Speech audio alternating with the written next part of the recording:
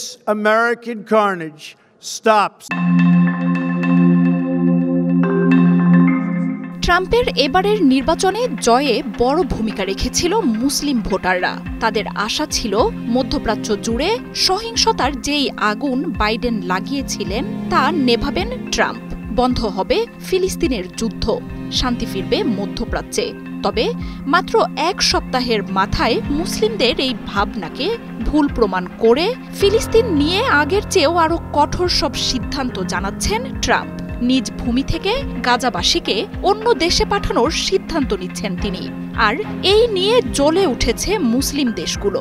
ট্রাম্পের এমন সিদ্ধান্তকে বাতিল করে দিয়ে ঐক্যবদ্ধ এক ঘোষণায় দেশগুলো বলছে গাজার বাসিন্দারা কোথাও যাবে না। দ্বিতীয় মেয়াদে ক্ষমতায় আসা ট্রাম্প আগের চেয়ে অনেক পরিণত, মুসলিমদের প্রতি সহানুভূতিশীল হবেন।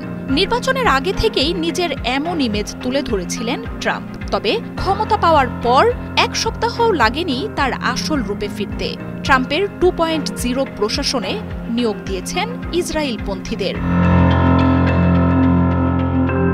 ক্ষমতায় আসার আগেই গাজা ইসরায়েল যুদ্ধবিরতি কার্যকরে বড় ভূমিকাই রেখেছে ট্রাম্পের হুঁশিয়ারি। তবে সেই যুদ্ধ বন্ধ হলেও পশ্চিম তীরে নতুন করে এক যুদ্ধ শুরু করেছে ইসরায়েল। প্রতিদিনই পশ্চিম তীরে হামলা হলেও তা নিয়ে চুপ করে আছেন ট্রাম্প। এমনকি আগের প্রশাসন ইসরায়েলি অবৈধ দখলদারি কার্যক্রমে নিষেধাজ্ঞা দিলেও শপথ নিয়েই তা বাতিল করায় ফিলিস্তিন জুড়ে তাণ্ডব শুরু করেছে দখলদাররা। বন্ধ করেছেন গাজার জন্য সহায়তাও। আর এসবের পেছনে যে ট্রাম্পের আরও কুটিল পরিকল্পনা রয়েছে তা প্রকাশ্যে আসে এরপরই। গাজাকে পুরোপুরি ইসরায়েলের হাতে তুলে দিতে অঞ্চলটি খালি করার ষড়যন্ত্র করছেন এই মার্কিন প্রেসিডেন্ট। মিশর ও জর্ডানের মতো দেশগুলোকে চাপ দিচ্ছেন গাজায় থাকা ফিলিস্তিনিদের আশ্রয় দিতে।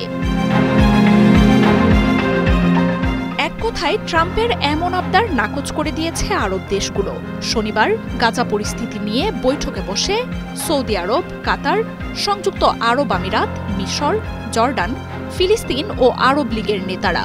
সেখানে ট্রাম্পের গাজাবাসীকে সরিয়ে নেয়ার প্রস্তাব বাতিল করে দেয়া হয়। ফিলিস্তিনের স্বাধীনতা ও দ্বিরাষ্ট্র গঠনের বদলে ট্রাম্পের এমন প্রস্তাব মধ্যপ্রাচ্যকে পুরোপুরি অশান্তির মুখে ঠেলে দেবে বলে সতর্ক করেন দেশগুলোর পররাষ্ট্রমন্ত্রী। ফিলিস্তিনের অধিকার বঞ্চিত করার যে কোনো প্রস্তাব মেনে নেওয়া হবে না বলে হুঁশিয়ারি দেয় মুসলিম দেশগুলো। ফিলিস্তিনিদের উচ্ছেদ, ভূমি দখল সহ যে কোনো অবৈধ কাজ গ্রহণ না করারও হুঁশিয়ারি দেন তারা। আন্তর্জাতিক বিশ্লেষকরা বলছেন ট্রাম্পের এমন উস্কানি ফিলিস্তিনিদের বিরুদ্ধে ইসরায়েলের হত্যা ও আগ্রাসন আরও বাড়িয়ে দেবে। এমনকি ব্যাপক সামরিক ও আর্থিক সহায়তা দেয়া যুক্তরাষ্ট্র মিশরের উপর নিজেদের চাপ আরও বাড়াবে। চলতি সপ্তাহেই যুক্তরাষ্ট্রে ট্রাম্পের সাথে বৈঠকে বসছেন নেতানিয়াহু। আর এরপরই ফিলিস্তিনে আসতে পারে আরও দমনপীড়নের নীতি। তার আগেই এমন হুঁশিয়ারি দিয়ে রাখল মুসলিম দেশগুলো। মার্জিয়া উপমা, ৭১।